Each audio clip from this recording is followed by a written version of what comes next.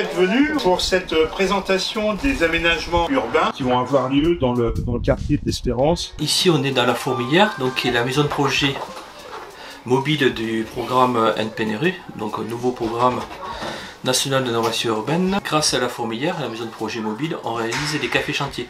Elle a été conçue spécialement pour les recevoir. La concertation peut prendre plusieurs espaces différents. Aujourd'hui, on a fait un espace plutôt intime avec les habitants du quartier. En plus des cafés chantiers, on réalise des réunions publiques par bâtiment pour chaque réhabilitation.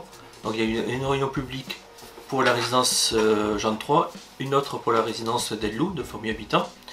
En plus, le bailleur envoie à chaque locataire un courrier avec le programme détaillé de chaque réhabilitation. On peut avoir des réunions publiques, on peut faire des balades urbaines, on peut envisager des ateliers de travail autour desquels on va réunir des enfants, des personnes âgées, des usagers de la route, des usagers du quartier. Le rôle du café chantier est de permettre aux habitants de poser toutes questions sur le programme et de pouvoir, au prochain café, avoir les réponses à leurs questions. Ou en direct. En fait, le but du café chantier, c'est de présenter les projets aux habitants, mais aussi de recueillir aussi leur impression et leurs besoins aussi, parce que tout n'est pas encore vraiment figé. Là, si vous regardez, la tour Jean III a été démolie, les deux entrées basses vont prochainement être démolies. À la place, il y aura une nouvelle salle associative. Du côté de la tour Jean III, ça va être un parc qui va être certainement plus ou moins ombragé, puisqu'on va peut-être répondre à un appel à projet justement avec le CEREMA pour faire des îlots de fraîcheur notamment, puisqu'on travaille aussi sur plus 4 degrés à l'horizon 2100, donc on travaille sur un plan d'adaptation. On travaille aussi d'ailleurs avec les habitants aussi. Aujourd'hui, le café chantier concernait les aménagements du quartier d'Espérance, plus particulièrement le parc urbain et tous les aménagements paysagers et de voirie. Mes attentes pour le rassemblement aujourd'hui, j'aurais voulu savoir qu'est-ce qu'ils vont construire exactement, parce qu'on a les gens nous disent des choses, mais on ne sait pas vraiment ce qu'ils vont construire. Juste derrière votre maison, vous allez avoir un espace vert avec un cheminement qui va vous permettre d'aller jusque la rue Friedley à pied facilement. D'accord, oui, comme on peut aller là. Comme on peut aller là, Oui, mais ce sera beaucoup d'accord. plus...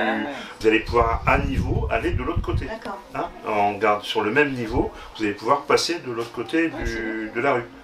Pour aller vers le parc. Hein. Les abords de la maison des associations. L'aspect là où c'est que c'est démoli, on a quand même une grosse pente. Il y a beaucoup de dénivelé, hein, c'est important. Donc tout a été pris en compte de façon à ce qu'on puisse, même au niveau des personnes à mobilité réduite, continuer de passer sans prendre d'escalier.